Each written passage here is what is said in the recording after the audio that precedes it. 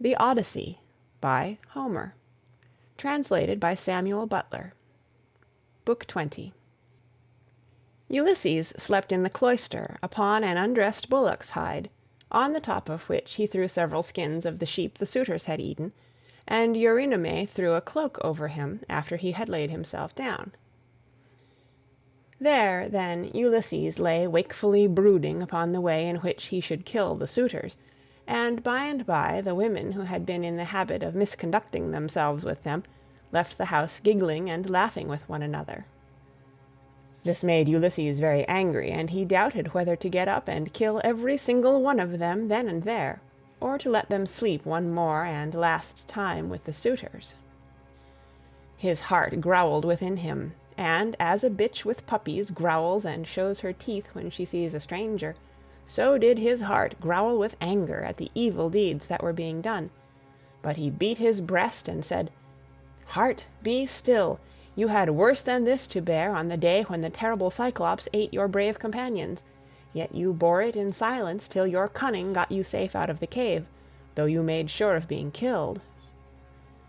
Thus he chided with his heart, and checked it into endurance, but he tossed about as one who turns a paunch full of blood and fat in front of a hot fire, doing it first on one side and then on the other, that he may get it cooked as soon as possible. Even so did he turn himself about from side to side, thinking all the time how, single-handed as he was, he should contrive to kill so large a body of men as the wicked suitors. But by and by Minerva came down from heaven in the likeness of a woman, and hovered over his head, saying, "My poor unhappy man, why do you lie awake in this way? This is your house, your wife is safe inside it, and so is your son, who is just such a young man as any father may be proud of." "Goddess," answered Ulysses, "all that you have said is true, but I am in some doubt as to how I shall be able to kill these wicked suitors single-handed, seeing what a number of them there always are. And there is this further difficulty, which is still more considerable. Supposing that with Jove's and your assistance I succeed in killing them, I must ask you to consider where I am to escape to from their avengers when it is all over." "For shame," replied Minerva. "Why, anyone else would trust a worse ally than myself, even though that ally were only a mortal and less wise than I am. Am I not a goddess, and have I not protected you throughout in all your troubles? I tell you plainly that even though there were 50 bands of men surrounding us and eager to kill us, you should take all their sheep and cattle and drive them away with you. But go to sleep. It is a very bad thing to lie awake all night, and you shall be out of your troubles before long." As she spoke, she shed sleep over his eyes, and then went back to Olympus. While Ulysses was thus yielding himself to a very deep slumber that eased the burden of his sorrows, his admirable wife awoke, and, sitting up in her bed, began to cry. When she had relieved herself by weeping, she prayed to Diana, saying, "Great goddess Diana, daughter of Jove, drive an arrow into my heart and slay me, or let some whirlwind snatch me up and bear me through paths of darkness, till it drop me into the mouths of overflowing Oceanus, as it did the daughters of Pandareus." The daughters of Pandareus lost their father and mother, for the gods killed them, so they were left orphans. But Venus took care of them, and fed them on cheese, honey, and sweet wine. Juno taught them to excel all women in beauty of form and understanding. Diana gave them an imposing presence, and Minerva endowed them with every kind of accomplishment. But one day when Venus had gone up to Olympus to see Jove about getting them married, for well does he know both what shall happen and what not happen to everyone, the storm winds came and spirited them away to become handmaids to the dread Erinyes. Even so I wish that the gods who live in heaven would hide me from mortal sight, or that fair Diana might strike me, for I would fain go even beneath the sad earth if I might do so still looking towards Ulysses only, and without having to yield myself to a worse man than he was. Besides, no matter how much people may grieve by day, they can put up with it so long as they can sleep at night, for when the eyes are closed in slumber people forget good and ill alike, whereas my misery haunts me even in my dreams. This very night methought there was one lying by my side who was like Ulysses as he was when he went away with his host. And I rejoiced, for I believed that it was no dream, but the very truth itself. On this day broke, but Ulysses heard the sound of her weeping, and it puzzled him, for it seemed as though she already knew him and was by his side. Then he gathered up the cloak and the fleeces on which he had lain, and set them on a seat in the cloister, but he took the bullock's hide out into the open. He lifted up his hands to heaven and prayed, saying, "Father Jove, since you have seen fit to bring me over land and sea to my own home, after all the afflictions you have laid upon me, give me a sign out of the mouth of some one or other of those who are now waking within the house, and let me have another sign of some kind from outside." Thus did he pray. Jove heard his prayer, and forthwith thundered high up among the clouds from the splendor of Olympus, and Ulysses was glad when he heard it. At the same time within the house, a miller woman from hard by in the mill room lifted up her voice and gave him another sign. There were 12 miller women whose business it was to grind wheat and barley, which are the staff of life. The others had ground their task and had gone to take their rest, but this one had not yet finished, for she was not so strong as they were, and when she heard the thunder she stopped grinding and gave the sign to her master. "Father Jove," said she, "you who rule over heaven and earth, you have thundered from a clear sky without so much as a cloud in it, and this means something for somebody. Grant the prayer, then, of me your poor servant who calls upon you, and let this be the very last day that the suitors dine in the house of Ulysses. They have worn me out with the labor of grinding meal for them, and I hope they may never have another dinner anywhere at all." Ulysses was glad when he heard the omens conveyed to him by the woman's speech, and by the thunder, for he knew they meant that he should avenge himself on the suitors. Then the other maids in the house rose and lit the fire on the hearth. Telemachus also rose and put on his clothes. He girded his sword about his shoulder, bound his sandals on his comely feet, and took a doughty spear with a point of sharpened bronze. Then he went to the threshold of the cloister, and said to Eurycleia, "Nurse, did you make the stranger comfortable, both as regards bed and board, or did you let him shift for himself?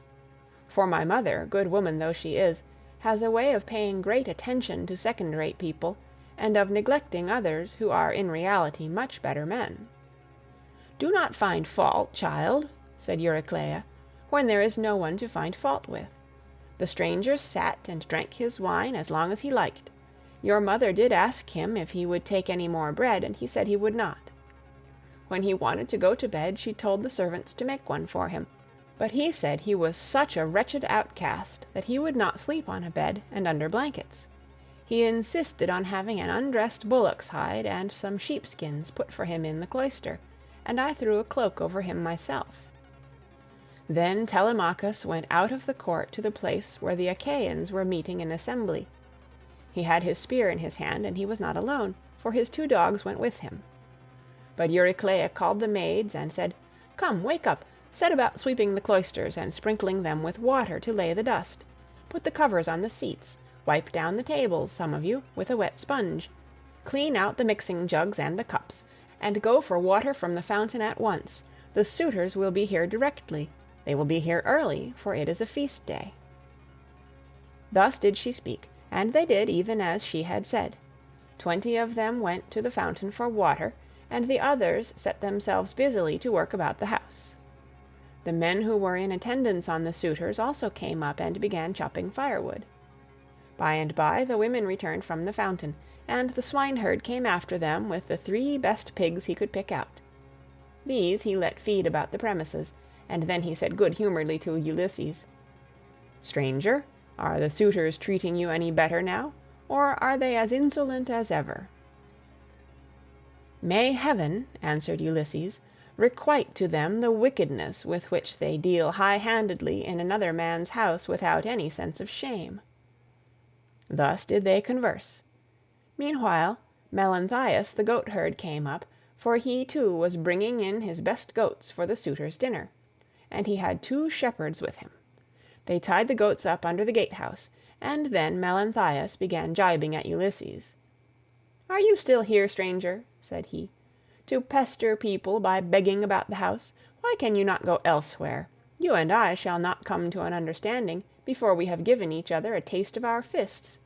You beg without any sense of decency. Are there not feasts elsewhere among the Achaeans, as well as here?" Ulysses made no answer, but bowed his head and brooded. Then a third man, Philoetius, joined them, who was bringing in a barren heifer and some goats. These were brought over by the boatmen, who are there to take people over when anyone comes to them. So Philoetius made his heifer and his goats secure under the gatehouse, and then went up to the swineherd. "Who, swineherd," said he, "is this stranger that is lately come here? Is he one of your men? What is his family? Where does he come from? Poor fellow, he looks as if he had been some great man, but the gods give sorrow to whom they will, even to kings, if it so pleases them."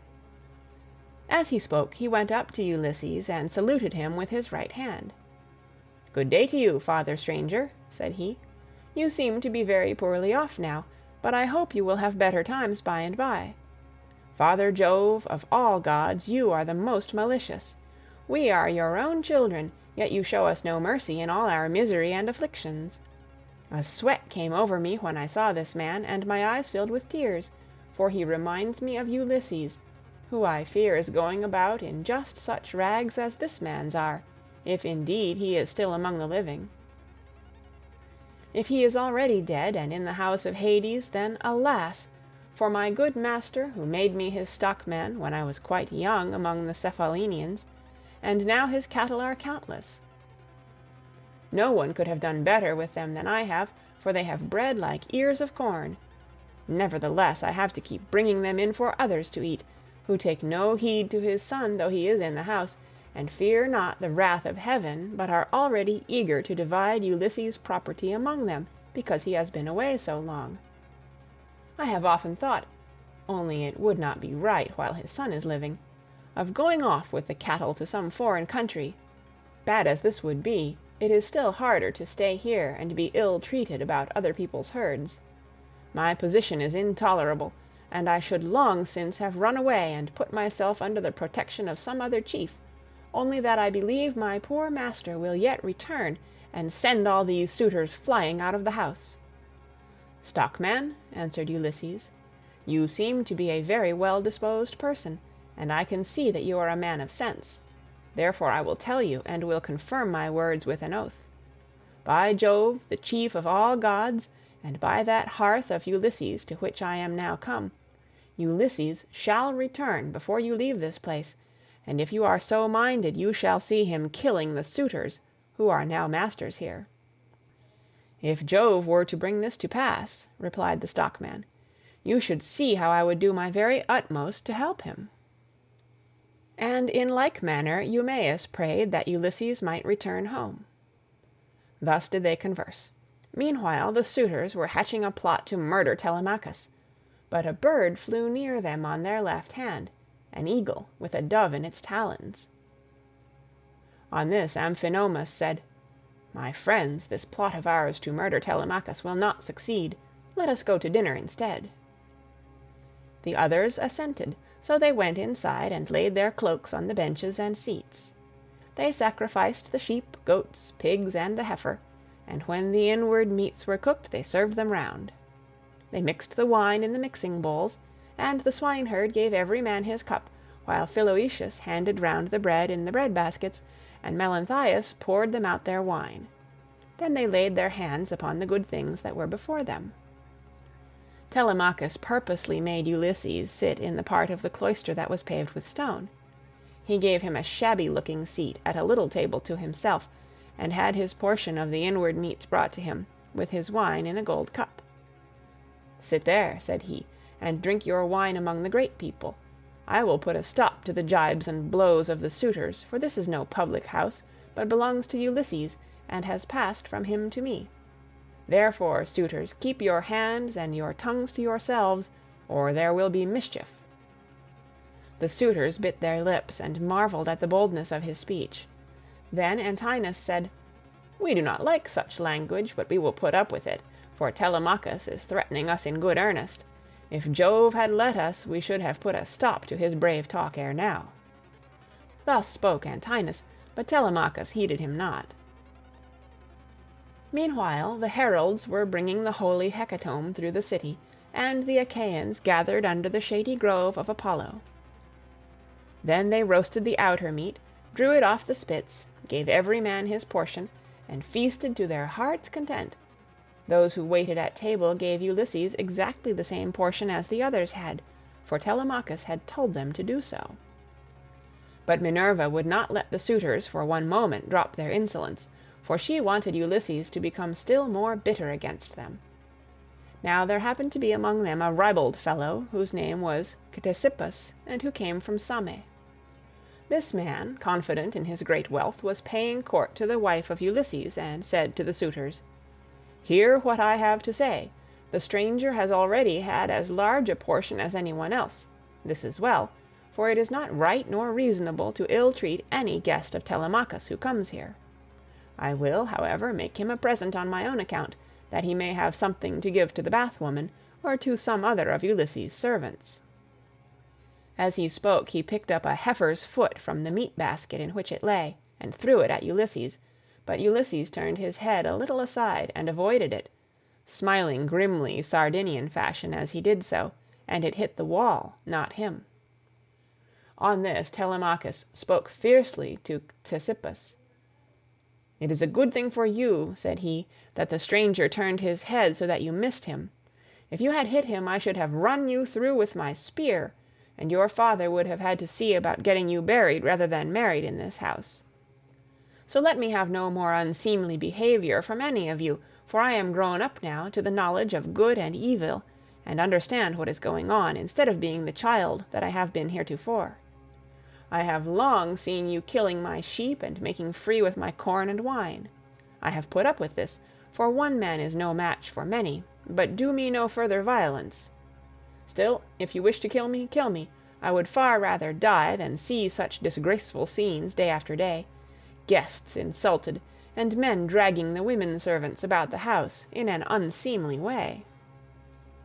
They all held their peace, till at last Agelaus, son of Damastor, said, "No one should take offence at what has just been said, nor gainsay it, for it is quite reasonable.